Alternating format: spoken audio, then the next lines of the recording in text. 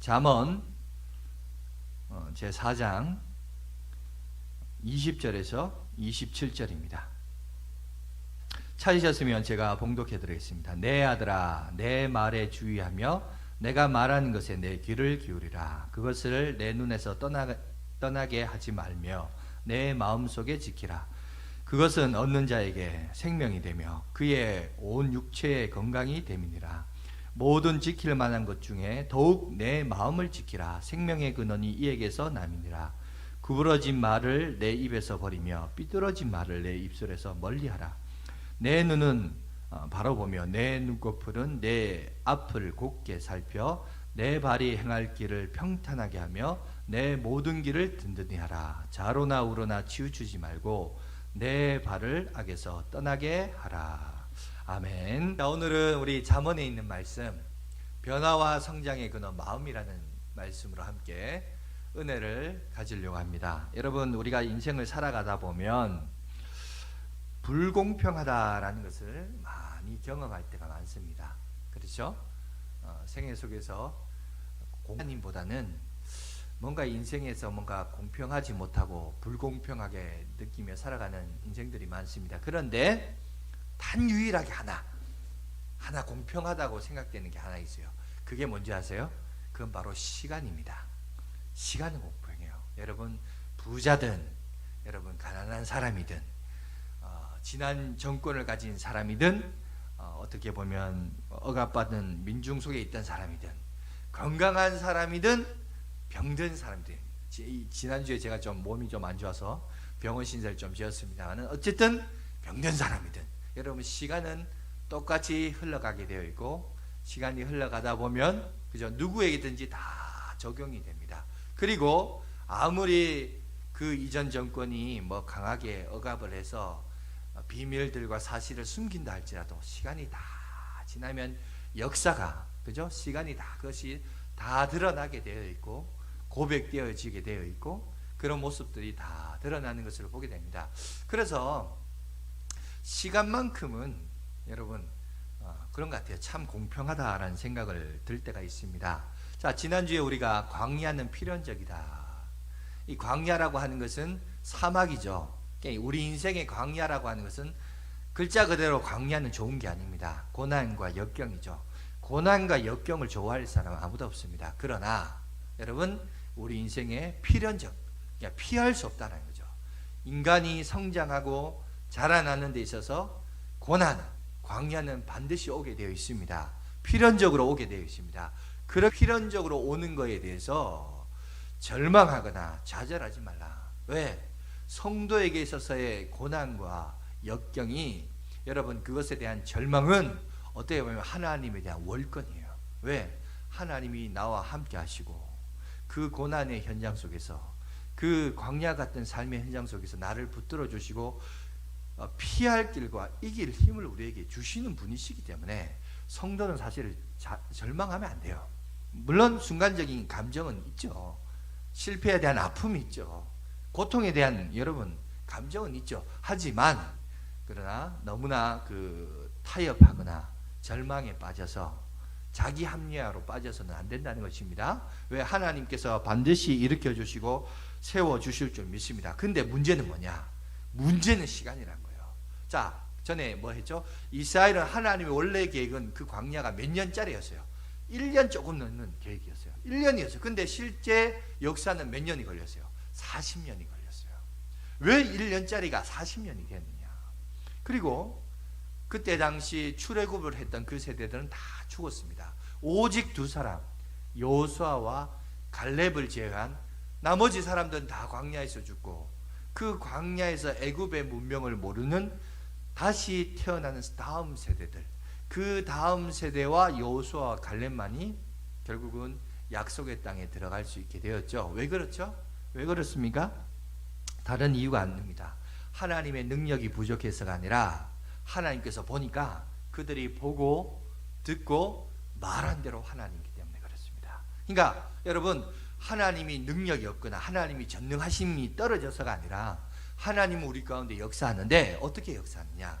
하나님이 물론 우리의 구원을 위해서 구속의 계획을 위해서 하나님이 홀로 그 일들을 하시지만 그러나 구속의 은혜를 받은 하나님의 백성은 이제 하나님과 함께 더불어 살아가요. 함께 더불어 살아가는 데 있어서 하나님은 우리를 여러분 여기 있는 리모컨으로 만든 게 아니에요. 하나님이 우리를 여러분 로봇으로 만든 게 아니에요. 요즘 뭐 로봇 가운데도 AI 스스로 판단할 수 있고 그저 결정할 수 있는 능력을 가진 로봇을 만들어야 된다. 뭐 이런 기술들을 뭐 집약해서 얘기들을 많이 하는데 그래요. 하나님은 우리를 어떻게 만드셨냐? 스스로 판단할 수 있고 결정할 수 있는 하나님의 형상을 따라 지음을 받은 존재예요. 그러면 하나님의 지음을 받아 형상을 따라 지음 받은 존재가 하나님이 가라 하면 가고 서라 하면서 물론 그것도 맞는 말이지만 그 속에 뭐가 있냐면 우리의 의지와 우리의 결정과 여러분 우리의 판단도 함께 하시길 원하시는 거예요. 그러니까 그들이 본 대로 그들이 말한 대로 하나님이 그렇게 역사하신 거예요. 여러분 이 사실을 여러분 주목해야 됩니다. 그 말은 결국 마찬가지입니다. 구속의 은혜를 받은 우리도 광야 같은 이 세상을 살아갈 때 여러분 어떻게 보면 그렇죠. 하나님에게 있어서는 시간은 무궁무진해요. 하지만 그 무궁무진한 하나님의 시간에 비해 우리의 인생을 볼 때 우리의 인생의 시간은 한 점에 불과합니다. 여러분 이 한 점에 불과한 이 인생이 그 한 점에 불과한 인생이 하나님부터 축복과 은혜를 많이 누리는 최고이자 여러분 최선의 지름길은 다른 게 아니라 하나님의 말씀에 대한 여러분 전적인 순종이거든요. 믿음을 근거한 순종이에요. 그러니까 하나님은 역사하는데 마치 누르면 누른 대로 움직이는 로봇이 아니라 하나님은 우리에게 구원의 길과 은혜의 길을 제시해 주시지만 또한 거기에서 결정과 판단권을 누구에게 주신 거예요? 우리에게 주셨다는 거예요. 이해가 되세요? 요거를 이해가 할 수 있어야 돼요. 그래서 하나님은 그럼 우리 가운데 어떻게 역사하냐? 우리가 믿는 대로 역사하는 거예요. 그죠? 믿는 대로 역사한다고 그랬습니다. 그런데 왜 문제는 우리가 그렇게 살지 못한다는 거죠? 그렇게 살지 못하는 이유가 우리의 생각이. 그래서 지난주가 결론이 뭡니까? 생각이 인생을 바꾼다. 생각이 중요하다. 생각이 인생을 바꾸는 데 있어서 5가지 카테고리가 있다고 그랬습니다. 그죠? 생각에서 감정으로, 감정에서 행동으로, 행동에서 습관으로. 윌리엄 제임스는 여기 습관에서 이제 인격 이랬는데 저는 습관이 곧 인격이라고 봅니다. 그래서 같이 이제 연결시켰고 앞부분에 이제 감정을 요즘은 이제 상담학적으로 보면 왜냐하면 사람이 움직이는 데 있어서 그 감정이 중요하대요. 감정이 이 모티브가 되어서 사람이 행동으로 말로서 이제 사용되어지는 힘이 된다. 그래서 요즘은 이제 생각, 감정, 행동, 습관, 인생 이렇게 말했습니다. 그런데 이 생각의 근원, 힘이 되는 게 바탕이 되는 게 있다 그랬어요. 그게 뭐죠? 믿음이다. 믿음. 근데 이 믿음도 하나님을 믿는 사람의 믿음이 있고 하나님을 안 믿는 불신자도 자신만의 믿음이 있다 그랬어요. 그죠?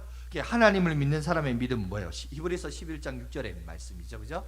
자, 다시 한번 봅시다. 이게 중요한 거니까 다시 한번 우리 PPT를 보시면서 함께 다 같이 한번 읽도록 하겠습니다. 시작. 믿음이 없이는 하나님을 기쁘시게 하지 못하나니 하나님께 나가는 자는 반드시 그가 계신 것과 또한 그가 자기를 찾는 자들에게 상 주시는 이심을 믿어야 할지니라. 믿습니까?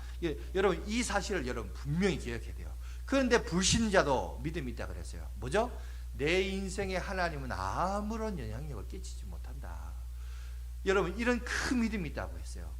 자신만의 신념이 있다고 그래요. 문제는 뭐냐? 교회에 다니는 성도들도 이 불신자적인 신념과 믿음을 가지고 있다고 그랬어요. 그래서 교회에 나올 때는 교회니까 이렇게 얘기하고 또 내 인생은 또 내 인생이다.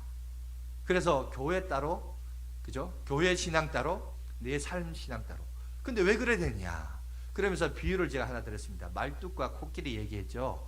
어릴 적에 말뚝에 박힌 코끼리는 아무리 거기서부터 벗어나려고 허둥지둥 해도 벗어날 수 자기 힘으로 안 되는 거예요. 그런데 나중에 장성하고 자유한 몸이 입어도 작은 말뚝을 박아 놓으면 더 이상 그 범주 울타리에서 벗어나지 않으려고 한다. 무기력한 학습을 배웠다 그죠? 학습된 무기력. 그 얘기를 했죠. 우리도 마찬가지예요. 과거의 어떤 아픈 실패와 학습된 무기력이 하나님의 능력을 제한시켜버려요.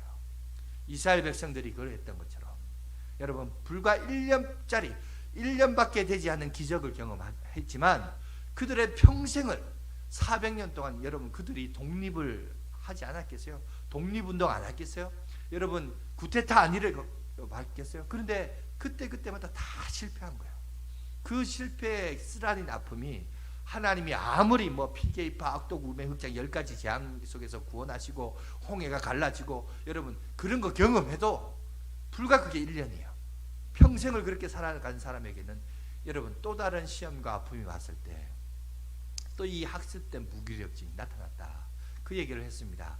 그러면서 정말 중요한 게 뭐죠? 생각이 중요하다. 생각이 바뀌면 여러분 우리의 인생이 바뀌고 이 생각을 조절할 능력이 우리의 믿음에게 있고 여러분 우리가 믿음이 왜 중요하냐? 이게 심리학적으로 중요한 게 아니고 정신의학적으로 중요해서가 아니라 그 믿음이 중요한 것은 우리가 믿는 그 하나님은 지금도 살아계시고 그죠? 그분이 또 우리가 그분을 찾는 자들에게 그분이 우리에게 상 주신 이심을 믿기 때문에 그죠? 그 하나님을 우리가 믿기 때문에 믿음이 중요하다. 그 얘기를 했습니다. 자, 그러면 오늘 우리 보겠습니다. 오늘은 좀 더 근원적이고 창조적인 접근을 통해서 한번 자신을 알아가고 여러분 변화와 성숙을 경험하는 시간을 갖도록 하겠는데요.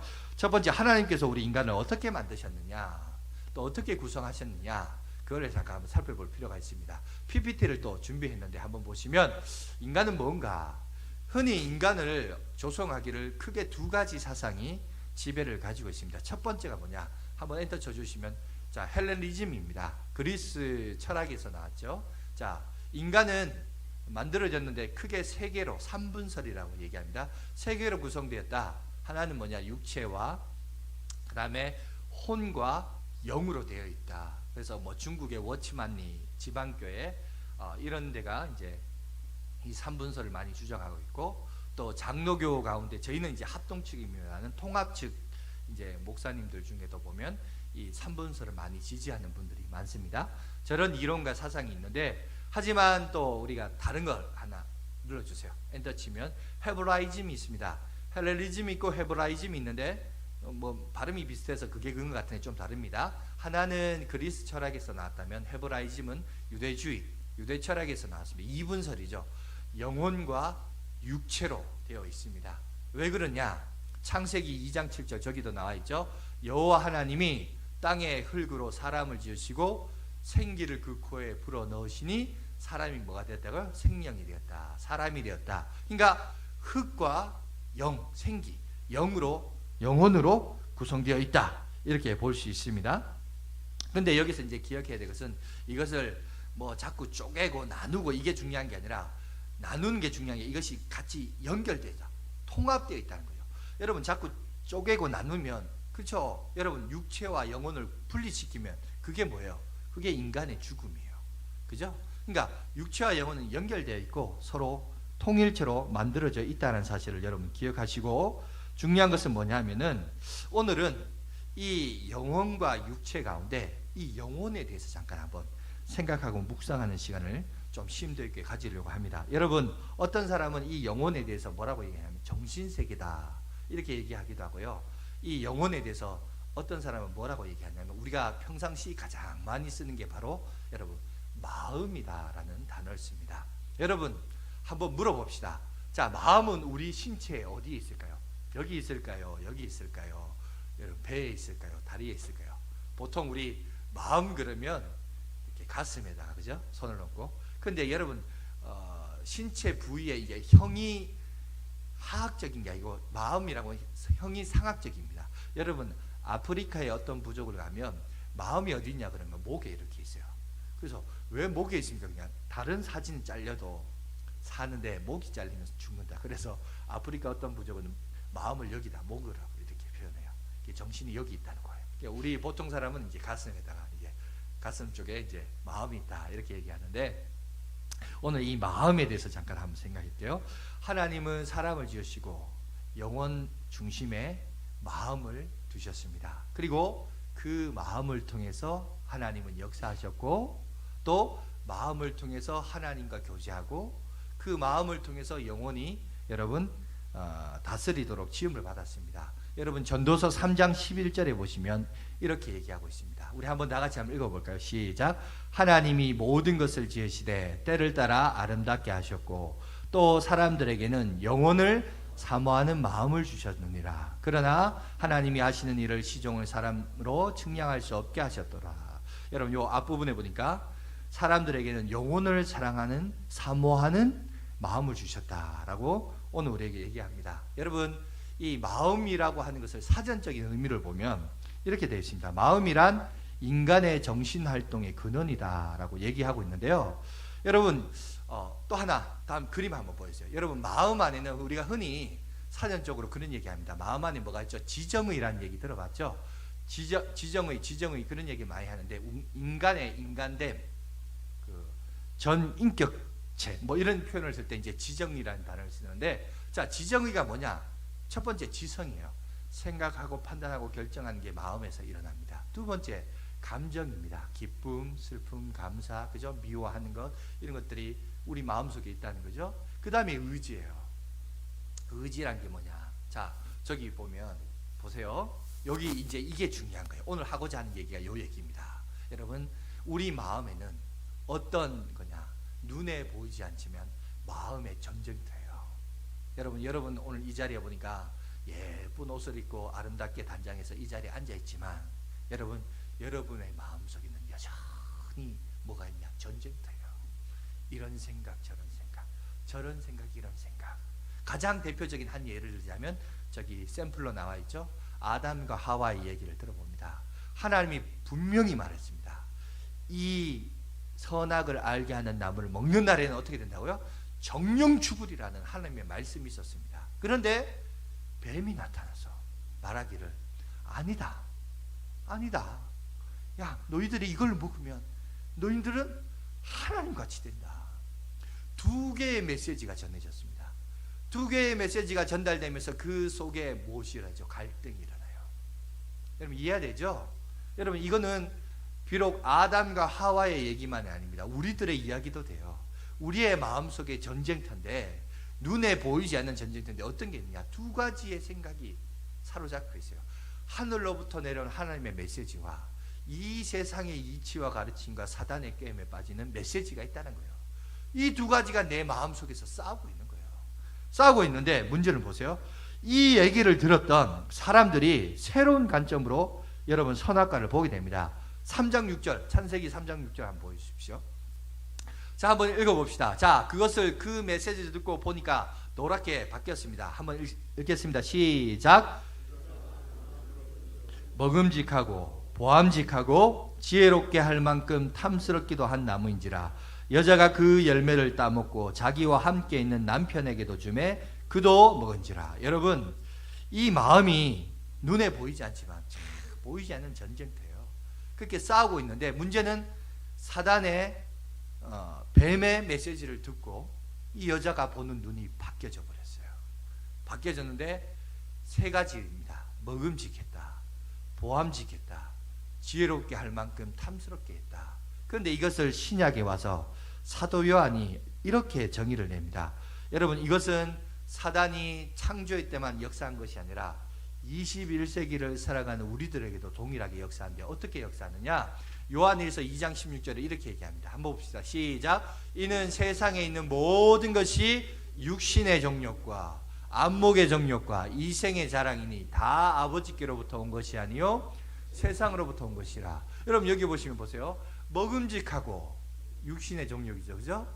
보암직하고 안목의 정욕이죠. 그리고 지혜롭게 할 만큼 탐스럽게 했다. 이생의 자랑입니다.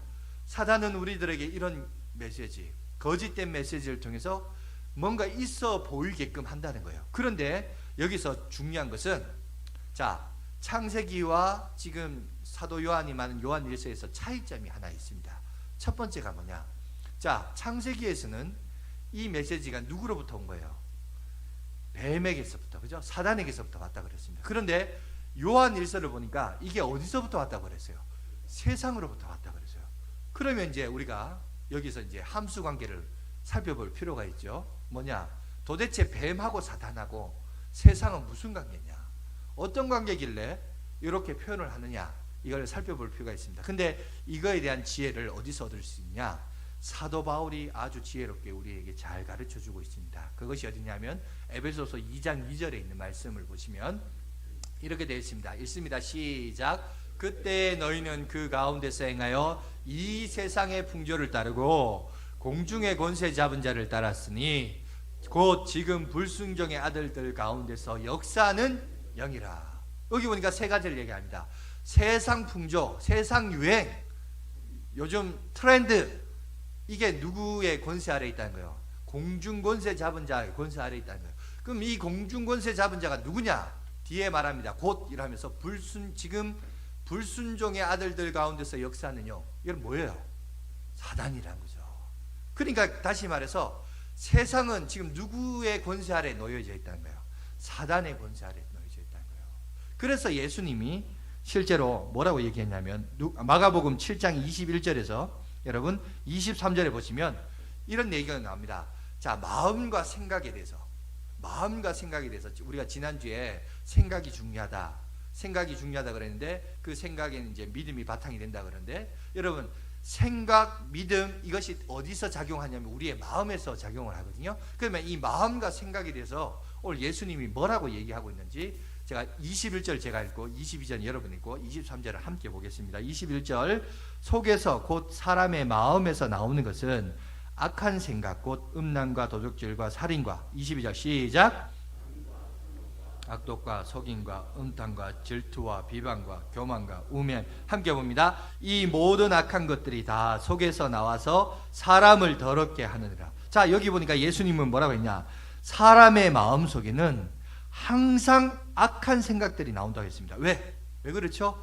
이미 공중권세 잡은 자의 손에서 공중권세 잡은 자의 사단의 권세 아래 사람들이 놓여져 있기 때문에 결국 그 사람들의 마음속에는 무엇이 나온다?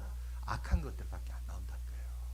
그 얘기를 지금 우리에게 얘기하고 있는 겁니다. 그래서 오늘 우리가 여러분 우리 성경의 본문이죠. 잠언 여러분 4장 23절에 뭐라고 결론을 내리고 있습니까? 우리 한번 본문 보세요. 4장 23절에 모든 지킬 만한 것 중에 더욱 뭘 지켜라? 내 마음을 지키라. 왜? 생명의 근원이 이에게서 남이니라. 자, 이해가 되시죠? 좀 정리가 됩니까? 그러니까 결국은 하나님이 우리를 만드셨어요. 만드셨는데 크게 두 가지, 눈에 보이는 육신적인 것과 보이지 않는 정신세계. 근데 이거를 영혼을 다른 말로 또 마음이라는 표현을 씁니다. 그런데 이 마음 속에 여러분 마귀도 역사하고 성령도 역사해요. 그런데 오늘 보니까 하나님이 뭐라고 하느냐? 내 마음을 지켜라. 오늘 잠언에 우리 읽었던 말씀도 보면 그 마음을 지켜야 그 다음 내용 보세요. 말도 우리의 행실도 우리의 육신의 건강도 다 연결돼 따라온다. 그래서 무릇 지킬 만한 것 중에 뭘 지키라? 더욱더 내 마음을 지키라. 마음이 중요하다는 사실을 오늘 우리에게 얘기하고 있습니다. 여러분 우리가 잘 아는 솔로몬 아시죠? 자, 이 솔로몬이 뭐라고 얘기했냐면 이 솔로몬과 술람미 여인들이 노래했던 사랑의 노래가 있습니다. 그게 바로 아가스입니다. 남녀간의 사랑을 노래하는 내용이거든요. 그런데 이것은 단순히 남녀간의 사랑을 얘기한 것이 아니라 바로 신랑 되시는 주님과 신부되는 교회가 주님과 교회와의 사랑을 예표하는 그 내용을 소개하고 있습니다. 그런데 이 신랑과 신부가 만나는 장소가 있어요. 그게 어디냐? 거기 아가스를 보니까 포도원이에요. 포도원에서 만나서 서로 사랑을 하고 애정을 나누고 교제를 합니다. 그런데 거기에 문제가 일어나기 시작해요. 바로 그 현장, 만남의 장소인 포도원에 문제가 일어나기 시작합니다. 그 문제가 뭐냐? 작은 여우들이 등장하기 시작하면서 그 포도원을 헐기 시작합니다. 그 포도원이 헐기 시작하니까 자, 거기서 이제 어떤 메시지가 전해지냐면 아가서 2장 15절에 이렇게 얘기하고 있습니다. 한번 읽겠습니다. 시작. 우리를 위하여 여우 곧 포도원을 허는 작은 여우를 잡으라. 우리의 포도원에 꽃이 피었음이라. 여기 보니까 작은 여우를 잡아라 라고 얘기합니다. 이 비유의 핵심이 뭐냐면 이겁니다. 여러분 여기서 말하고자 하는 포도원은 뭘 상징하냐? 바로 우리의 마음밭을 얘기해요. 그리고 주님은 어디를 찾아오죠? 자, 그 포도원에 찾아오죠. 자, 신랑인 솔로몬이 그 포도원에 찾아옵니다. 주님도 우리의 마음밭인 이곳에 찾아와요. 그리고 신부인 여러분 각 교회들은 주님과 교제를 나누는데 문제는 여우들이, 이 작은 여우들. 그럼 이 작은 여우는 도대체 뭐냐면 바로 하나님의 뜻을 대적하는 불신적인 모든 사상과 생각들을 얘기하는 겁니다. 이해가 되십니까? 하나님의 뜻을 대적하는 모든 사상과 생각들, 이런 것들이 다 작은 여우들이에요. 그 여우들이 뭘 한다고요? 포도원을 다 헐어버려요. 포도원을 다 무너뜨린다는 거예요. 그래서 뭘 하라는 거예요? 그 여우를 잡으라는 거예요. 그러니까 오늘 우리도 마찬가지입니다. 내 마음을 잘 다스려요. 자, 아까도 얘기했지만 공중권세 잡은 자가 이미 우리의 마음을 잠식해버렸어요. 죄의 효력과 능력이 우리를 잡아먹어버렸습니다. 그래서 우리는요, 가만히 있으면, 여러분 죄 짓는 데는요 노력 안 해도 돼요. 그죠? 죄 짓는 거 공부 안 해도 죄를 지을 수 있어요. 그런데 우리가 경건에 이르고 우리가 하나님의 마음에 힘쓰려고 하고, 그죠? 하나님의 백성으로 거룩한 삶을 살려면 거기에는 우리의 수고와 노력이 필요합니다. 믿음은 가만히 있는다고 되는 게 아니라 저절로 되지 않아요. 거기에는 우리의 수고가 있습니다. 노력이 있어요. 새벽에 이른 잠을 깨어서 나와서 기도도 하고, 성경 보기 싫은데 성경책 봐야 되고, 그죠? 하나님의 말씀 생각하기 싫은데 그냥 본능적으로 느끼는 대로 막 그죠? 취하고 마시라, 춤추고 그러고 싶은데 아니에요. 여러분, 거룩한 삶을 이뤄가기 위해서는 거기에는 수고와 노력이 필요합니다. 자기의 마음밭을, 포도원을 가꾸려야 하는 노력이 필요해요. 그게 가꾸어지지 않으면 자꾸 여우들이 들어와요. 그래서 자꾸 우리의 이 포도원을 허는 이런 사건들이 우리 가운데 일어난다는 사실을 여러분 성경은 우리에게 얘기하고 있습니다. 그 얘기를 오늘 우리에게 지적을 하고 있는데요. 여러분, 그렇다면 중요한 것은 우리 안에 있는, 그렇다면 여우들은 뭔가, 이걸 우리가 한번 생각해 볼 필요가 있을 것입니다. 사람마다 다 다를 겁니다. 그죠? 뭐 케이스 바이 케이스겠죠. 누구나 다 그렇다라고 할 수는 없는데, 그런데 성경에 보니까 여러 가지 중에 몇 가지를 우리 가운데 사례를 소개하고 있습니다. 그걸 잠깐 한번 살펴보고 또 이 외에도 여러분들이 있을 수 있으니까 한번 묵상하는 시간을 갖도록 하겠습니다. 여러분, 마태복음 5장 28절입니다. 한번 보여주시겠어요? 읽겠습니다. 시작.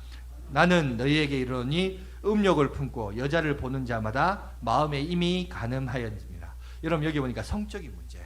여러분, 성적인 문제는 인류의 가장 오래된 숙제입니다. 어떻게 보면 하나님께서 아담과 하와에게 어떻게 보면 그 가정이라는 선물로 주신 가장 근원적이고 근본적인 문제지만, 여러분, 가장 근원적이고 근본적인 문제를 사단은 와서 변질시켜버리고 오염시켜버렸습니다. 그러니까 오늘 우리는 이 부분에 있어서 지혜가 필요하고 지식이 필요합니다. 뿐만 아니라 요한 1서 3장 15절도 있습니다. 시작. 그의 형제를 미워하는 자마다 살인하는 자니 살인하는 자마다 영생이 그 속에 거하지 아니하는 것을 너희가 아는 바라. 여러분, 우리 가운데 누구를 미워하는 마음이 있습니까? 여러분, 살인자와 같다 그랬습니다. 여러분, 우리가 그럴 때 기도해야 돼요. 하나님, 내 마음속에 그 사람을 용서할 수 있는 마음을 주시옵소서. 내가 용서해야 내가 자유를 누릴 수 있어요. 그죠? 그러니까 내 안에 먼저 용서하는 마음을 주시옵소서. 이런 기도의 마음을 가지고 기도하시기 바라고, 오늘 여러분 지금 마태복음이나 요한일서나 보시면 하나님은 사람의 행동보다 지금 뭐죠? 마음의 동기를 아주 중요하게 여기신다는 거예요. 그죠? 성적으로 범죄하기 전에 음욕을 품는 게 문제다. 그죠? 살인을 저지르기 전에 그 사람을 미워하는 것이 더 문제다. 지금 우리의 마음의 동기, 그 동기가 불편하면 왜 불편한지 하나님 앞에 기도하시고, 그리고 여러분 용서할 수 있고 관계를 개선할 수 있고 하나님 앞에 기도하십시오. 그리고 주님 앞에 나가는 저와 여러분이 됐으면 좋겠습니다. 그리고 또 마태복음 12장 34절, 오늘 본문은 없습니다만은 누가복음 6장 45절에 보면 뭐라고 되어 있냐면, 마음에 가득한 것이 어디로 나오냐? 입으로 나온다고 그래요. 마치, 그죠? 주전자 여러분 보시면 주전자 입 주변에 보면 이렇게 부으면 주전자에 있는 것이 쫙 그 통로를 통해서 다 나오듯이, 여러분 사람의 이 마음이 어떤 마음인가 말 안 하고 있으면 몰라요. 그런데 그 사람하고 계속 대화하고 이야기하고 하다 보면 여러분, 그 사람의 마음밭이 어떤가 어느 정도 알 수 있어요. 그러니까 대화를 해보면 어느 정도 그 사람의 마음을 읽을 수 있습니다. 그리고 네 번째가 뭐냐면 야고보서 5장 5절에 보니까 이런 말씀이 있습니다. 너희 마음을 살찌게 하였느니라. 살찌겠다 이렇게 얘기해요. 여러분 요새 다이어트가 상당히 관심이 많은데 오늘 여기 마음을 살찌겠다 이 말의 뜻이 뭐냐면 이 말입니다. 범죄를 해도 양심의 가책이 없다는 거예요. 그러니까 여러분 육신의 다이어트도 중요하지만 여러분 마음의 다이어트는 더 중요해요. 여러분 육신적으로 살이 찌는 것도 뭐 건강을 위해서 해야 되겠지만 여러분 마음이 살찌는 것은 성경에 보니까 좋은 뜻이 아니에요. 이 양심의 가책이 없어서 죄를 지어도 죄 짓는지 모른다는 거예요. 그러니까 여러분 너무 그러니까 육신의 다이어트만 신경 쓰지 마시고 여러분 마음의 다이어트도 여러분 관심 가지시고 신경 써서 우리의 마음이 더욱더 낮아지는 인생이 되시길 간절히 바라겠습니다. 여러분 21세기 인류는 문명의 이기를 많이 여러분 충분히 누리고 살아가고 있습니다. 과거 한때 20세기 여러분 인간의 과학과 이성이 발달하면서 이런 이론이 나왔습니다. 예수 필요 없다. 하나님 필요 없다. 우리가 이 지상 낙원을 위해 유토피아를 건설하자. 이런 얘기를 많이 했었습니다. 그런데 요즘은 그런 얘기가 싹 사라졌죠. 왜? 인간이 기술이 진보하고 대량 살상 무기가 만들어지기 시작하면서 세계 1차 대전, 2차 대전 오히려 과학이 발달하고 문명이 진보하고 인간의 이성과 지식이 개발할수록 뭐가 문제냐? 인간이 가지고 있는 근본적인 죄성 이 죄악은 해결이 안 된다는 거예요. 해결이 안 된 채 문명과 권세와 능력은 많고 그러다 보니까 더 큰 죄악, 더 큰 문제, 더 큰 죄악 어떤 사건들이 일어난다. 그러니까 결국 뭐냐? 과학이 인간의 이성이 천국을 만들고 지상 낙원을 만든 게 아니라 오히려 인간이 가진 과학과 이성이 그들에게 주어지니까 그 재능을 가지고 더 악하게 사용한다는 거예요. 더 잔혹하게 사람을 죽이는 도구로만 만든다는 거예요. 그래서 탈이성주의, 반이성주의가 여러분 21세기에 일어나지 않습니까? 그러면서 이제 여러분 우리 사회도 지금 보십시오. 지금 뉴스에 제가 보니까 뭐 박사방, 엠번방 뭐 이런 성적 범죄들이 많이 일어나요. 조주빈 뭐부터 시작해서 가까스의 뭐 문형 뭐 이런 사람이 등장했는데 이 사람 보니까 전부 이제 거기에 관련된 사람들 범죄자들 보니까 거의 어떤 사람이야? 10대부터 시작해서 20대 초반에 있는 사람들. 그리고 지금 뭐 계속 조사 중에 있습니다만은 거기에 가담하고 그 범죄에 들어간 사람들 중에 70% 이상이 미성년자들이랍니다. 여러분 인간이 문명이 개발이 되고 발전되면 좋은 것 같지만 오히려 안 그래요. 문명이 개발되고 발전될수록 잠깐만 내 마음의 생각이 삐딱하고 잘못된 길로 곁길로 빠지면 여러분 우리가 이런데 충분히 빠질 수 있는 여러분 이런 심각한 여러분 손가락 하나 까딱까딱하면 사람을 죽이기도 하고 살릴 수 있는 여러분 이 범죄에 대한 효력과 그 능력이 엄청난 그런 시대를 우리가 살아가고 있습니다. 여러분 제 선배 중에 부흥회 때 부흥회를 인도하셨던 목사님들 간증을 이렇게 제가 부교역체 때 우리 담임 목사님들 얘기를 이렇게 들어보면 그런 얘기 많이 해요. 부흥회하면 교인들이 그렇게 회개를 많이 했대요. 뭔 죄가 그렇게 많아서 회개를 많이 했냐 이렇게 가만히 들어보니까 이거래요. 새벽기도 갔다 와서 몰래 남의 밭에 호박잎 훔친 거 너무 가슴이 아파서 하나님 회개합니다 그렇게 하더라고요. 또 뭐 때문에 회개했냐? 남의 이 옆집 담벼락에 이 감나무가 이렇게 자랐는데 그 감나무가 자기 담벼락 이 가지를 넘어서 온 거예요. 넘어와서 이제 감이 맺혀지니까 자기 담을 넘어왔으니까 이거는 내 감나무 이 감은 내 거다.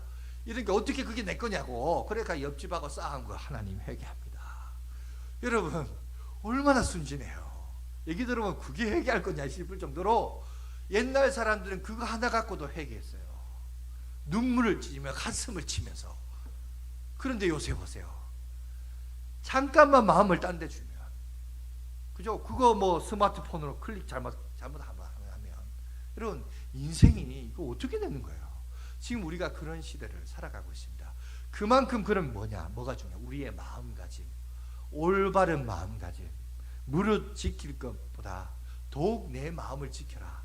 이 마음의 의미가 가장 중요한 그런 시대를 살아가고 있습니다. 지금 우리가 살고 있는 이 시대는요, 순간 마음을 잠시 잘못된 데 두면 엄청난 죄의 효력과 능력들이 우리 주변을 감싸고 있다는 거예요. 이런 상황 속에서 우리의 마음을 지키는 것이 정말 중요합니다. 그런데 그러면 여러분 어디서 우리의 마음을 지켜야 될까요? 제가 저번에 2주 전인 것 같습니다. 설교를 제가 실수한 게 있는 게 뭐냐면은 그때 당시 이제 이태원 클럽 가가지고 그죠? 그것 때문에 이제 막 코로나 사태로 이제 확산됐다 그랬는데 그래서 우리 청년들 중에 제가 호기심으로 갈 수는 있지만 자주 가면 안 된다 이랬는데 나중에 가보니까 그 이태원 클럽이 그런 클럽이 아니고 제가 아는 그런 클럽이 아니고 이제 동성애자들이 가는 데더구만요. 그게 제가 모르고 이제 그랬는데 그런데 가면 안 돼요. 제가 실언을 했는데 뭐 호기심에 이제 술, 담배 있어서 뭐 먹어보는 거 괜찮다 이런 의미에서 제가 얘기를 했는데 가보니까 그런 클럽이더라고요. 근데 보세요. 우리 주변에 그런 것들이 너무 흔해 있어요. 잠시 잠깐 딴 생각하면 잘못 발 디디면 헤어나오기가 쉽지 않은 그런 환경에 우리가 놓여져 있고 노출되어 있는 지금 그런 시대를 우리가 살아가고 있습니다. 그렇다면 이런 상황 속에서 우리가 어떤 마음을 품어야 되냐? 올바른 마음가짐을 가지라 그러는데 그러면 올바른 마음가짐 세 가지를 한번 생각해 보겠습니다. 첫 번째 우리가 가져야 할 마음은 바로 예수 그리스도의 마음입니다. 여러분 빌립보서 2장 5절에서 8절에 있는 말씀 있죠. 한번 말씀을 교독해 볼까요? 너희 안에 이 마음을 품으라. 곧 그리스도 예수의 마음이니 본뜻이나 하나님과 동등됨을 취할 것으로 여기지 아니하시고 오히려 자기를 비워 종의 형체를 가지사 사람들과 같이 되셨고 사람의 모양으로 나타나사 자기를 낮추시고 죽기까지 복종하셨으니 곧 십자가에 죽으심이라. 여러분 겸손의 모델이셨던 우리가 그리스도를 본받아서 우리를 위하여 순복하시고 순종하시고 하나님의 뜻대로 이것을 이루기 위하여 낮은 자의 자리로 오셔서 그리고 우리를 위하여 섬기셨던 그 그리스도의 마음, 그 마음을 본받으라는 거예요. 그래야 할 때 하나님께서 그 마음을 보시고 영광 받으신다라는 사실을 우리에게 얘기합니다. 두 번째, 여호와를 의지하는 마음을 가져야 됩니다. 여러분 잠언 3장 5절에서 6절 오늘 성경 구절이 많네요. 근데 제 말보다는 하나님의 언어를 듣는 것이 좋습니다. 그래서 성경을 좀 봅시다. 우리 5절 6절 같이 읽겠습니다. 시작. 너는 마음을 다하여 여호와를 신뢰하고 내 명철을 의지하지 말라. 너는 범사에 그를 인정하라. 그리하면 내 길을 지도하리라. 여러분 우리의 생활 가운데 하나님을 의지하고 인정하는 인생을 살아가시기 바랍니다. 그럴 때 하나님께서 우리 가운데 역사해 주실 줄 믿습니다. 자, 마지막으로 또 필요한 것이 뭐냐? 정직한 마음입니다. 여러분 역대상 29장 17절에 보면 이렇게 되어 있습니다. 나의 하나님이여 주께서 마음을 감찰하시고 정직을 기뻐하신 줄을 내가 아나이다. 내가 정직한 마음으로 이 모든 것을 즐겨 들었사오니 이제 내가 또 여기 있는 주의 백성이 주께 자원하여 드리는 것을 보니 심히 기쁘도소이다. 여러분 오늘 보면 우리가 인생을 살다 보면 늘 우리가 정직하고 성도로서 하나님 나라 백성으로서 떳떳하게 사느냐? 그렇지 않습니다. 우리도 실수할 수 있고 회개해야 할 내용들이 많습니다. 그죠? 그럴 때 성도들이 가져야 할 마음의 태도는 뭐냐? 바로 정직이에요. 우리가 신앙의 가장 좋은 롤 모델 가운데 한 사람이 누구냐면 다윗입니다. 다윗도 이스라엘 역사 가운데 왕 중의 왕이라는 칭호를 받지만 또 여러분 이스라엘 국기 가운데 보면 보통 그 국기에 별이 있잖아요. 별이 보통은 꼭지점이 5개인데 거기 별은 꼭지점이 6개입니다. 삼각형과 역삼각형 되어 있어서 근데 그 별이 뭐냐면 다윗의 별이에요. 다윗이 왕 중의 왕으로서 그렇게 인정을 받는데 근데 그 다윗도 범죄했어요. 그죠? 범죄했을 때 그거 회개할 때 뭐라고 회개했냐? 시편 51편 10절에 저렇게 말합니다. 우리 한번 다 같이 읽겠습니다. 시작. 하나님이여 내 속에 정한 마음을 창조하시고 내 안에 정직한 영을 새롭게 하소서. 그래요. 범죄한 인생이 가져야 할 가장 여러분 기본적인 마음의 자산인 정직한 영이에요. 정직한 마음이에요. 정직한 마음으로 주님 앞에 나갈 때 하나님께서 그 마음을 새롭게 하시고 고쳐주시고 싸매해 주실 줄 믿습니다. 있는 모습 그대로 나가는 겁니다. 부족하면 부족한 대로, 모난하면 모난 대로 나가는 거예요. 그리고 주님 앞에 기도하면 부족하면 채워주시고 모나면 깎아주셔서 하나님의 형상대로 우리를 이끌어 주실 줄 믿습니다. 그러니까 그런 태도를 가지시기 바라고 마지막으로 그러면 자 우리가 마음으로 그러면 열심히 행할 신앙적 행동은 뭘까? 마음이 중요하니까 마음으로 가지되 이제 행동으로, 그죠? 생각, 그 다음에 감정, 그 다음에 행동이라고 했죠. 행동이 중요합니다. 자, 어떤 행동들이 있느냐? 제가 보니까 4가지를 정리해 봤습니다. 첫 번째는 뭐냐? 베드로전서 1장 22절에 보니까 한번 봅시다. 다 같이 읽겠습니다. 시작. 너희가 진리를 순종함으로 너희 영혼을 깨끗게 하며 거짓이 없이 형제를 사랑하기에 이르렀으니 마음으로 뜨겁게 서로 사랑하라. 여기 보니까 서로 사랑하는 겁니다. 그죠? 서로 사랑하는데 여러분 앞에서도 얘기했지만 이성적인 사랑을 말한 게 아닙니다. 여기서 말하는 인격적인 사랑을 말합니다. 나의 만족을 위해 사랑한 것이 아니라 타인의 배려와, 그죠? 타인에게 만족을 주는 사랑을 하라는 얘기를 오늘 우리에게 하고 있습니다.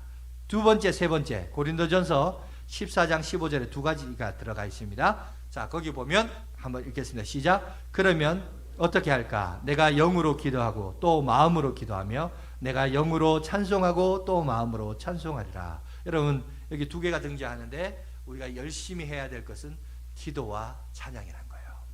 영으로도 할 뿐만 아니라 마음으로도 잘 부르려고 노력하지 말고 간절한 마음으로 찬송하고 기도하기로 힘쓰는 저 여러분이 되시길 간절히 바라겠습니다. 자, 그리고 또 우리 에베소서 6장 6절과 로마서 6장 17절인데요. 제가 읽어드릴게요. 눈가림만 하여 사람을 기쁘게 하는 자처럼 하지 말고 그리스도의 종들처럼 마음으로 하나님의 뜻을 행하고 하나님께 감사하리로다. 너희가 본래 제 종이더니 너희에게 전하여 준 바 교훈의 본물 마음으로 순종하며. 여기 보니까 2가지를 통해서 보니까 행함이 있는데 어떤 행함이냐?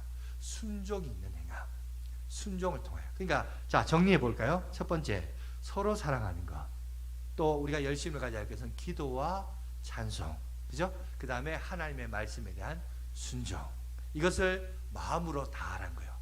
1번 하고 2번 하고 2번 하고 3번 해서 이것이 무엇이 되어라? 습관이 되게 하고, 습관이 되면 나중에 우리의 무엇이 바뀐다? 우리의 인생이 바뀌게 되어 있다라는 사실을 오늘 우리에게 얘기하고 있습니다.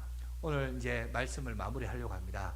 이 자리에 우리가 예배자로 나와서 아름답게 앉아 있지만 여러분 지금도 눈에 보이지 않는 내 마음속에 마음의 전쟁이 일어나요. 하나님의 메시지와 이 세상의 메시지가 충돌이 일어나고 우리 이 포도원 가운데 작은 여우들이 나타나서 자꾸 포도원을 허는 사건들이 있습니다. 그런데 여러분 우리가 하나님의 말씀을 통하여 나 자신을 잘 가꾸고, 그렇죠? 하나님이 보시기에 흠이 없는 자로서 여러분 잘 가꾸어서 정말 그리하여서 서로 사랑하고 찬송과 여러분 기도를 통해서 또 주의 말씀에 대한 순종을 통해서 여러분 이 21세기 마지막 세기 마지막 주야로서 주님 앞에 다 쓰임받는 저와 여러분들이 되시길 간절히 바라겠습니다. 기도하겠습니다.